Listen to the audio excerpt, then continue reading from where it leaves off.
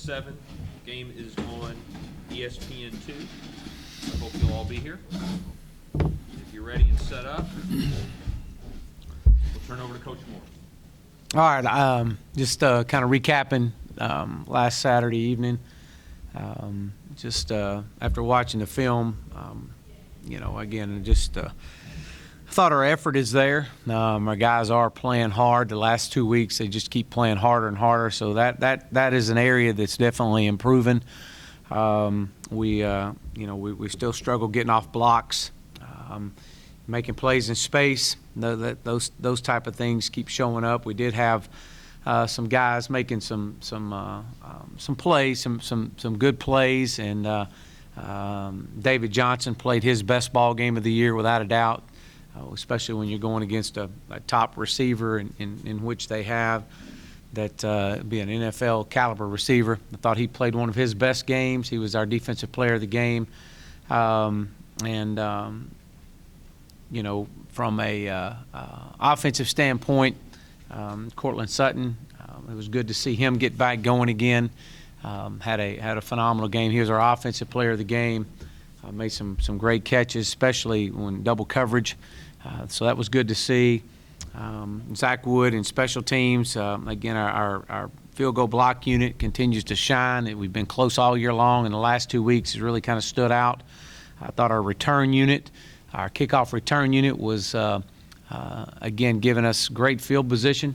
We were unable to capitalize on it on several occasions early in the first half, and that inevitably hurt us toward the end. But when you look back at it, the bottom line is this: that we turned the ball over twice, and both times resulted in 14 points for them. And that's definitely the difference in the game. I think you come into this game, and if we don't turn the ball over, and our inability of creating turnovers has not helped us the last few weeks. And so if you come into this game and we don't turn the ball over and they don't turn the ball over, we win the ball game. And so right now it keeps going back to, again, SMU keeps beating SMU. And those are the things that we have got to get straight and get cleared as we continue to move forward with success. So with that, I'll open it up. How much does experience play a role in mistakes? Well, anytime you play freshman, I mean, that's just part of playing freshman. With playing young guys comes mistakes. That's part of the growing process. I think you see a lot of these teams that we're playing are pretty much veteran teams, much like this team we're playing this week. A very veteran team. And when you have guys with great experience, that's one thing you can't coach. You can't coach experience. And when you have experience, you got guys out there that have been in the battle. They've seen it, and they're able to rely on their experience. And so right now with the young guys that we're playing, that happens. You're going to have some mistakes. What are the pros and cons of such a tough schedule you guys? Well, when you look at our schedule, and I don't think anybody would have been able to envision that you're going to play probably 6 of your 12 are going to be top 20 opponents or top 25 opponents, and one FCS. It's one of the premier FCS teams in the country. So 7 basically of your 12 teams are the tops in all of college football. I definitely didn't see that coming into this year. I knew that we were going to play a tough schedule, but I didn't see it to be like this. I mean, I think that's a credit to our league. I think it's a credit to coaches that have established their program and established their culture. And when you look at Coach Rule at Temple, I mean, 2 years ago they're 2-10, then they're 6-6, and then they got game day. And so and they're loaded with juniors and seniors. And they're playing exceptionally well. And I think you look at that, and you look at our league, and there's no question that we've got the toughest schedule in our league. We've definitely played that, and so it's just unfortunate we're having to play it with some young guys. But at the end of the day, we can't control that. The one thing we can control is how hard we play, and the experience that we're gathering, and it'll continue to pay dividends down the road at some point. But we've got our work cut out for us this week, but anyways. After the TCU and Baylor games, you said exactly what you just said. Mhm. That experience will pay dividends down Mhm. the road.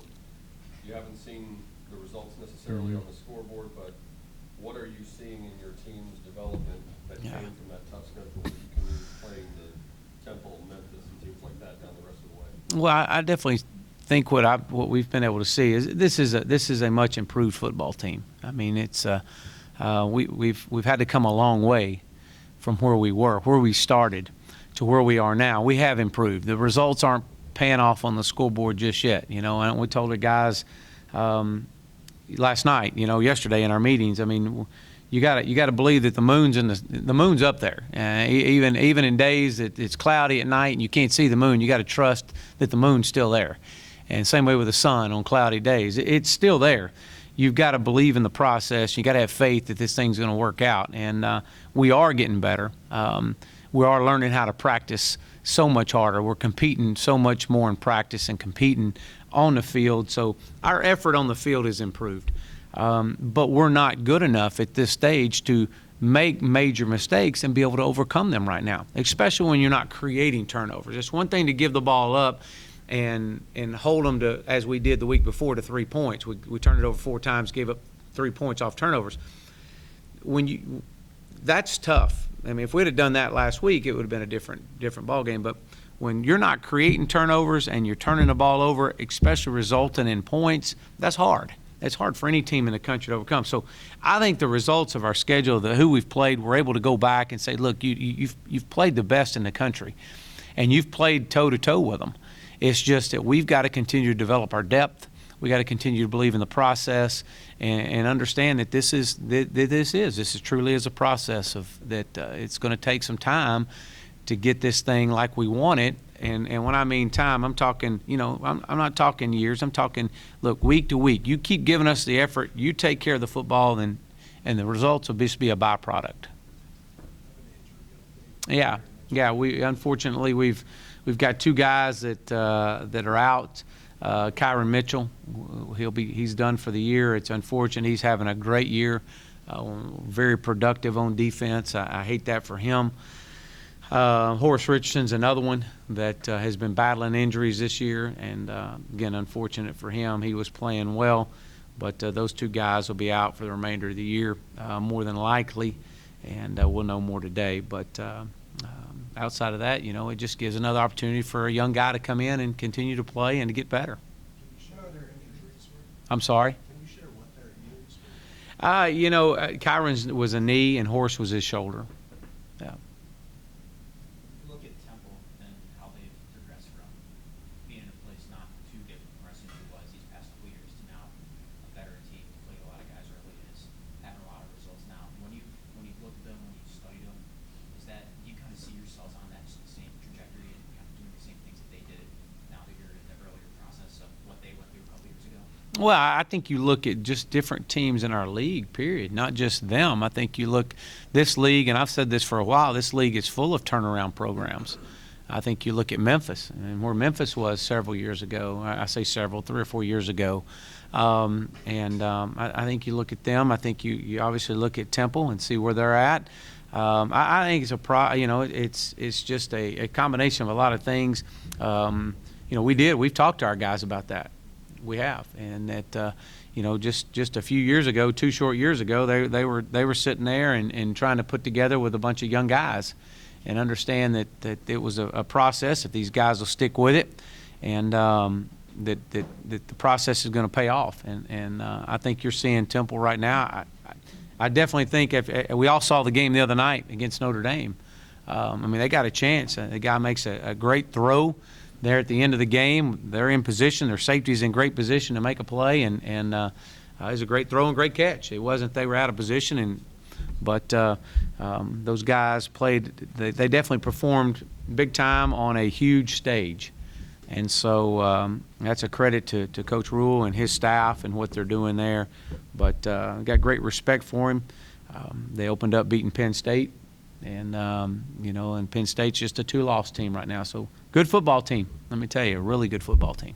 How important is it for the reputation of the conference to have teams like Temple and Memphis doing what they're doing? Yeah, I mean, it is unless you're playing those guys, So, I mean, I don't want to be selfish here about it, but yeah, I mean, I'm proud for our conference. Don't get me wrong. I think it is great for our conference, especially when you look at what these teams are doing, and that only is going to pay dividends for our conference. But when you're playing those teams, it's not necessarily you look at it, but I will say this, as I told our team last night, we got an opportunity to play a very, very good football team on a national television stage at home this week, and we'll be prepared. Our guys are going to play exceptionally hard, and we're going to play to win. I will tell you that.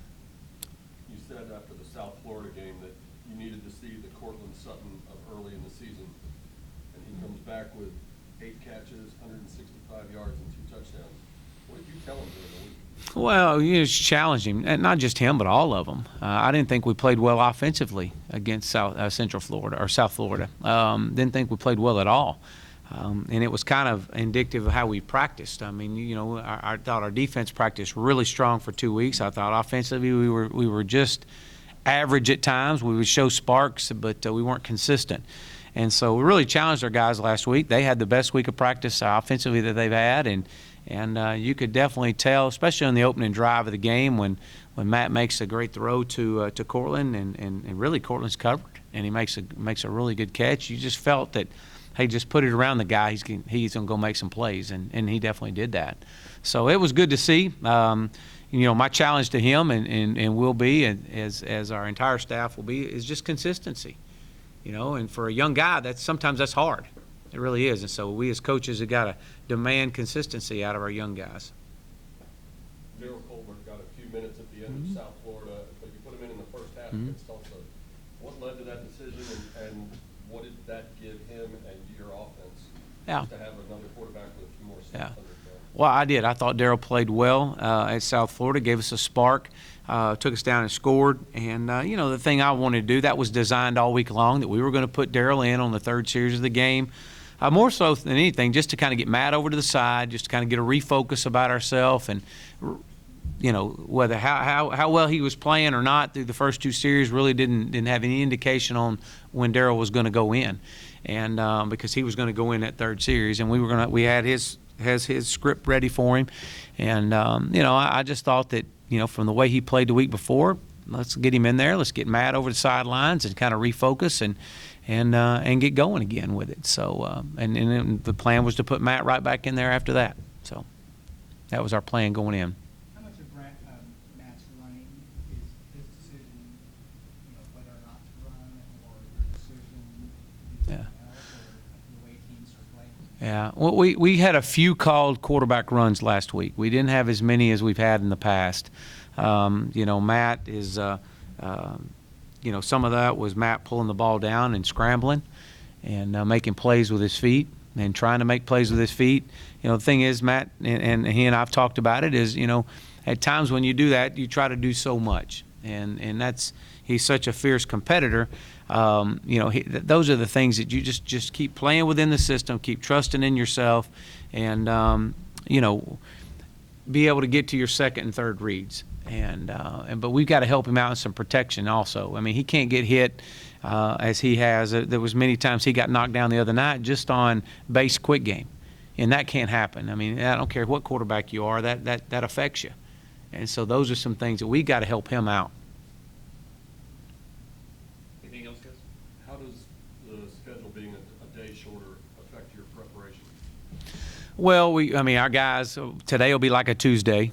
And so we'll be back out on the field today with going through our normal times, and tomorrow will be a Wednesday.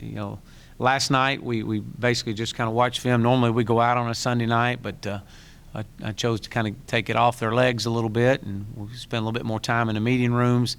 Back on the field today and tomorrow, and then Thursday will be just a game prep, and then finish it up and get ready for Friday. So I'm excited. I really am. I'm excited to have an opponent like this coming into our to our home stadium, and watch our guys perform and continue just to improve. That's our challenge. We want to see our guys improve keep giving great effort. That's something that's been consistent the last 2 weeks. We got to take care of the football. We have to win the turnover margin. We were the least penalized team, which is one of our goals last week. We were penalized one time for 10 yards, and we won the explosive plays, which was one of the first times we've done this year. And so that just goes to show you, we didn't quite make the positive impact in special teams that we want to make. We were pretty even there, even though we had some great return yards. We kind of lost the battle when we gave up 7 points on the punt. But the biggest glare was we lost the turnover margin, and it resulted to 14 points. And so those are things we got to help ourselves with. All right. Thank you.